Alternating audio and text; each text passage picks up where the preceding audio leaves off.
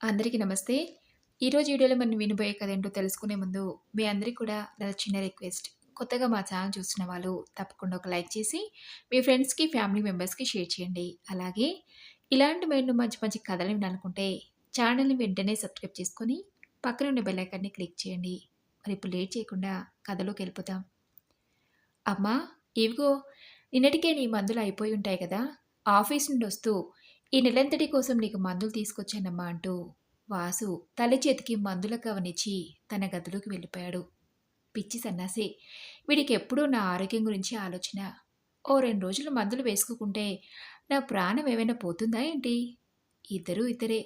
నా కొడుకులిద్దరూ మేలిమి బంగారం. ఇలాంటి పిల్లల్నా ఆ రోజైనా తప్పుపట్టారు.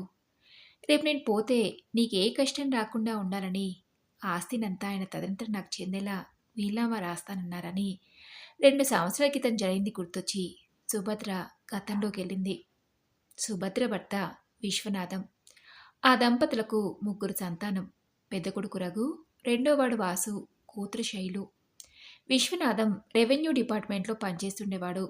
తన పిల్లలంతా మంచి ఉద్యోగాలు స్థిరపడితే చూడాలని విశ్వనాథం తన 3 పిల్లల్ని బాగా చదివించాడు. విశ్వనాథం పెద్ద కొడుకు రఘు, రెండో కొడుకు వాసు ఇద్దరూ ఇంజనీరింగ్ పూర్తి చేశారు. కూతురు శైలు బీఎస్సీ డిగ్రీ చదువుతుంది. ఉద్యోగరీత్యా రఘు, వాసులిద్దరూ హైదరాబాద్లోనే స్థిరపడ్డారు. పిల్లలందరి చదువులు పూర్తయి ఉద్యోగాలు స్థిరపడిన కొంతకాలానికి పిల్లలకు పెళ్లి చేసేస్తే ఇక వాళ్ళ పట్ల మా బాధ్యత తీరిపోతుందనుకుని ముందు కూతురు శైలు పెళ్లి చేసి ఆ తర్వాత కొడుకులిద్దరికీ పెళ్లి జరిపించారు విశ్వనాథం, సుభద్ర దంపతులు. పిల్లలందరి పెళ్ళయ్యే నాటికి విశ్వనాథానికి ఇంకా 3 సంవత్సరాల సర్వీస్ ఉంది. విశ్వనాథం అంటే తన ఊర్లో ఇరుగు పొరుగు వాళ్ళందరికీ చాలా గౌరవం. పిల్లలందరినీ చాలా క్రమశిక్షణగా పెంచాడని, అందుకే చిన్నప్పటి నుంచి వాళ్ళు తల్లిదండ్రులను అర్థం చేసుకొని కష్టపడి బాగా చదువుకుని మంచి ఉద్యోగాలను సాధించి ఉన్నతమైన స్థానంలో ఉన్నారని. తల్లిదండ్రులంటే పిల్లలకు చాలా గౌరవమని, పెంపకం అంటే విశ్వనాథంది అనేవారంతా. అలా 3 సంవత్సరాలు గడిచాయి. విశ్వనాథం వృత్తి బాధ్యతల నుండి రిటైర్డ్ అయ్యాడు. తండ్రి రిటైర్ అయ్యడం తెలిసి రఘు, వాసు వాళ్ళ కుటుంబాలతో సహా వచ్చి తల్లిదండ్రులతో ఓ 4 రోజులు సరదాగా గడిపి తిరిగి ఊరెళ్తూ తల్లిదండ్రులను తమతో రమ్మని అడిగారు. కొడుకులు అడిగిన ప్రశ్నకి విశ్వనాథం నుండి ఎలాంటి సమాధానం రాలేదు. ఏంటి నాన్నా, మా దగ్గరికి రమ్మని అడిగితే ఏం మాట్లాడేంటి అడిగాడు రఘు. అవును నాన్నా, ఇంతకాలం మీ ఇంటి కోసం, మా చదువుల కోసం వృత్తి బాధ్యతలంటూ అవిశ్రాంతంగా కష్టపడ్డారు. ఇప్పుడు ఆ బాధ్యతలన్నీ తీరిపోయాయి. మీరు అమ్మ ఇద్దరే ఊళ్ళో ఉండి చేసే అంత ముఖ్యమైన పనులే ఉన్నాయని కొన్ని రోజుల కోసం మా దగ్గరికి రాకూడదు నాన్న అడిగాడు వాసు. అలా కొడుకులిద్దరూ తమని వాళ్ళ దగ్గరికి రమ్మని ఒత్తిడి చేయడంతో విశ్వనాథం, లేదురా, నాకెక్కడికి రావాలని లేదు.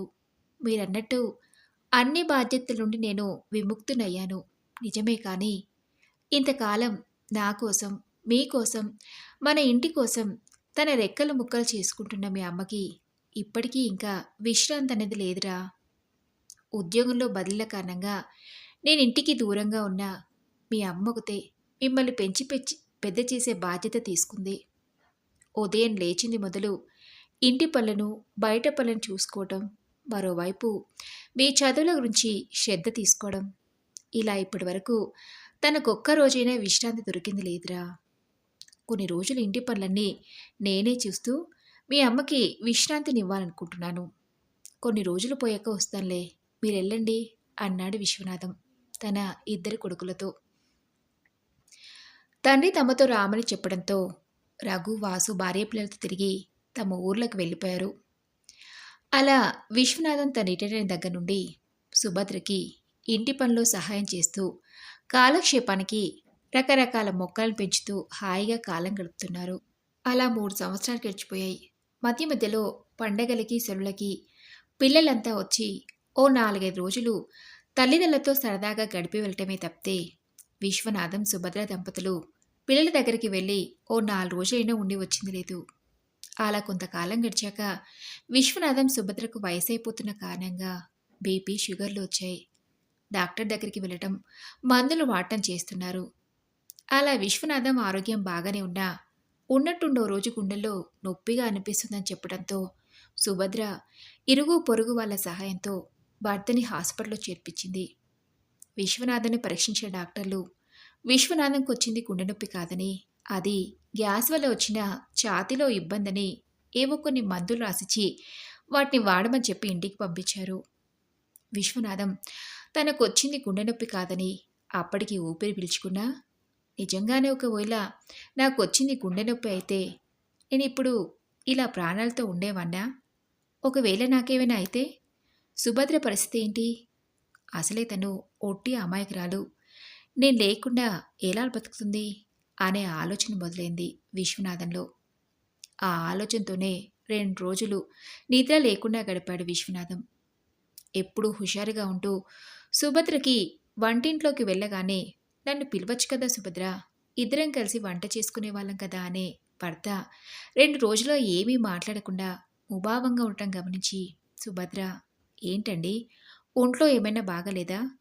మళ్ళీ ఓసారి డాక్టర్కి చూపించుకుంటారా అడిగింది. భార్య అడిగిన ప్రశ్నకి విశ్వనాథం, ఇప్పటికీ నా ఆరోగ్య విషయంలో కంగారు పడాల్సింది ఏమీ లేదు సుభద్ర అన్నాడు. మరెందుకండి మొన్న హాస్పిటల్కి వెళ్ళి వచ్చిన దగ్గర నుండి అలా ముభావంగా ఉంటున్నారు? మరి ఇంకేంటి సమస్య అడిగింది సుభద్ర. ఒకవేళ నాకు ఆ రోజు వచ్చింది గుండె నొప్పి అయి ఉంటే, నేను చచ్చిపోయి ఉంటే ఇప్పుడు నీ పరిస్థితి ఎలా ఉండేదో సుభద్ర అన్నాడు విశ్వనాథం. ఏంటండి ఆ అపశకన మాటలు? ఆ భగవంతుడి దయ వల్ల మీకేం కాలేదు, అంతే చాలు. అనవసరమైన ఆలోచనలతో మీ మనసు పాడు చేసుకోకుండా ప్రశాంతంగా ఉండండి అని చెప్పి సుభద్ర కాఫీ తీసుకొస్తానంటూ వంటగదిలోకి వెళ్ళబోతుంటే, సుభద్ర అని పిలిచాడు విశ్వనాథం.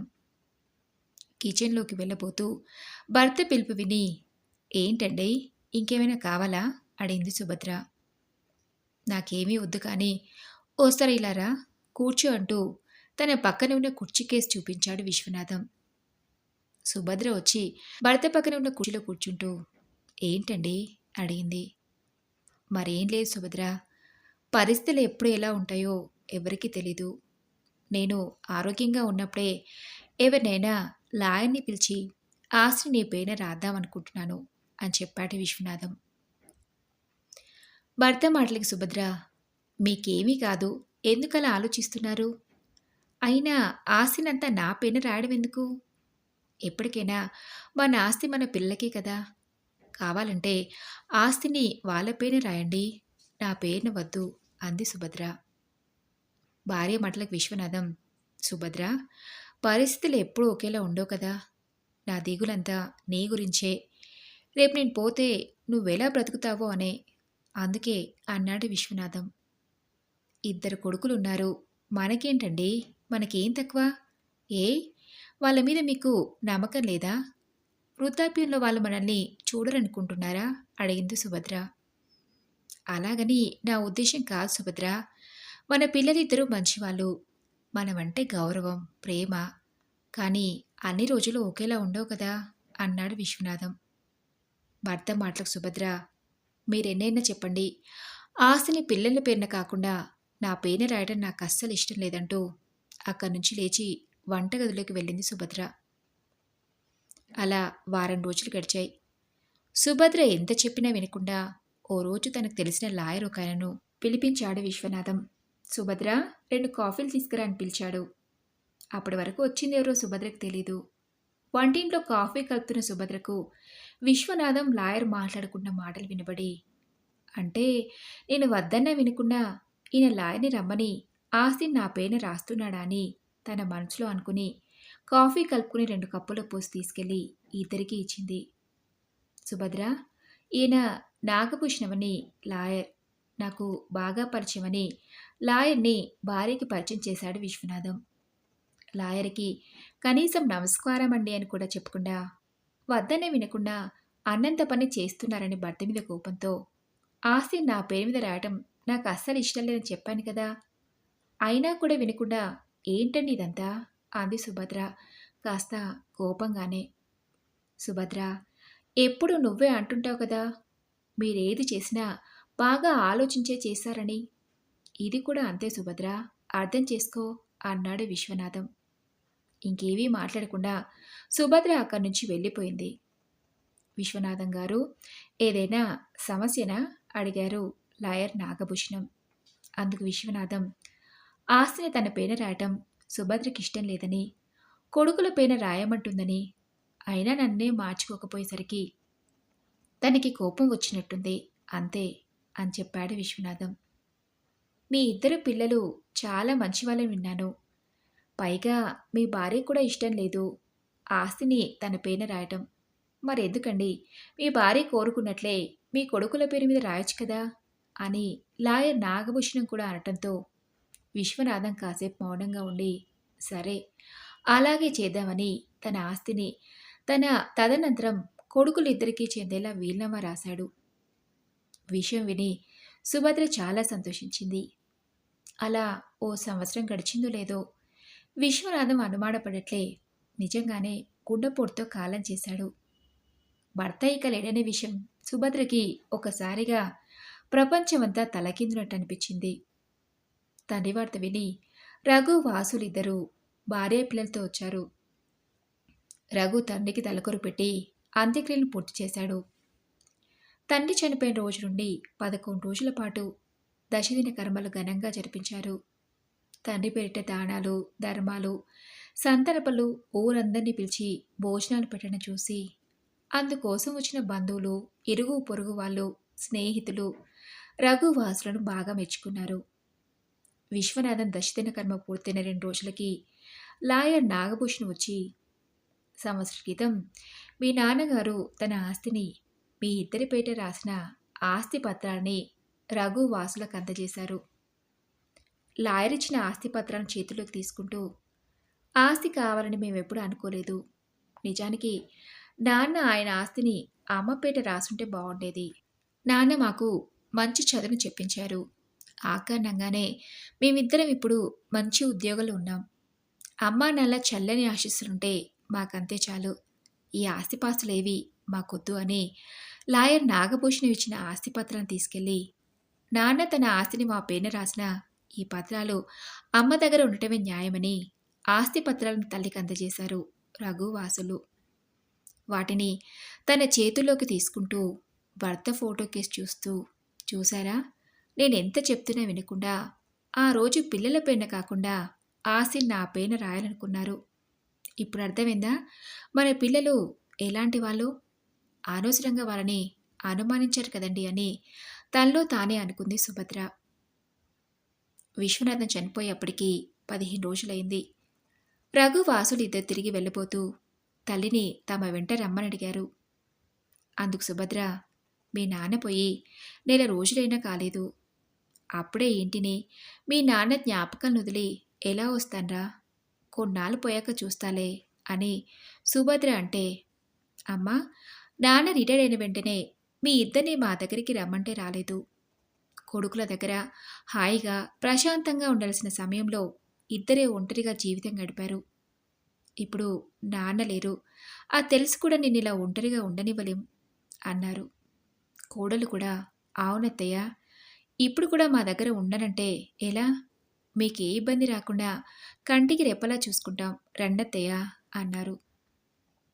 కొడుకులు కోడళ్ళు మరీ అంతలా అడుగుతుంటే ఇక మీదట వాళ్ళ దగ్గరే ఉండాలని నిర్ణయించుకుని, సరేరా, ఒంటరిగా ఉండి ఇక్కడ నేను మాత్రం చేసేదేముంది, అలాగే వస్తాను కానీ మీ నాన్న నెలమాస్కమైన తర్వాత అంది సుభద్ర. సరే అమ్మా, ఇక మేము బయలుదేరుతాం. మళ్ళీ నాన్న నెలమాస్కానికి వచ్చినప్పుడు నిన్ను తీసుకెళ్తామని చెప్పి రఘువాసు వాళ్ళ భార్య పిల్లలతో వెళ్ళిపోయారు. అలా మరో 15 రోజులు గడిచాయి. విశ్వనాథం చనిపోయి అప్పటికి 1 నెల రోజులైంది. తండ్రి నెలమాస్కానికి వచ్చి కార్యం పూర్తి చేసి తల్లిని మొదటిగా రఘు తన ఇంటికి తీసుకెళ్లాడు. సుభద్రని కొడుకులు ఇద్దరు నువ్వు కొన్ని రోజులు చూసుకోవాలంటే నువ్వు కొన్ని రోజులు చూసుకోవాలని పంచుకోలేదు. అమ్మకి ఎక్కడ ఉండాలనిపిస్తే అక్కడే ఉంటుందని ముందుగా రఘు తన ఇంటికి తీసుకెళ్లాడు. సుభద్ర చిన్న కొడుకు పెద్ద కొడుకు అని తేడా ఏం లేకుండా తనకి ఎక్కడ ఎన్ని రోజులు ఉండాలనిపిస్తే అక్కడ ఉంటుంది. కొడుకులు కోడళ్ళు సుభద్రకు కావలసినవన్నీ వేలకి ఏర్పాటు చేస్తూ ఎత్తిన పెట్టుకుని చూసుకుంటున్నారు. ఆరోగ్య విషయంలో కూడా ఏమాత్రం తేడా అనిపించినా వెంటనే హాస్పిటల్ తీసుకెళ్ళి సమయానికి డాక్టర్ రాసిన మందులు వేసుకోమని దగ్గరుండిస్తున్నారు. కొడుకులు, కోడళ్ళు తన మీద చూపిస్తున్న ప్రేమకి సుభద్ర పొంగిపోతుంటుంది. ఈ కాలంలో కూడా ఇలాంటి పిల్లలు ఉండటం నిజంగా నేను చేసుకున్న అదృష్టం అని ఎన్నోసార్లు ఆయనకి మన పిల్లలిద్దరూ అందరిలాంటి వాళ్ళు కాదండి అన్నా కూడా వినకుండా ఆస్తిని పిల్లల పేరున కాకుండా నా పేరున రాయాలనుకున్నారు.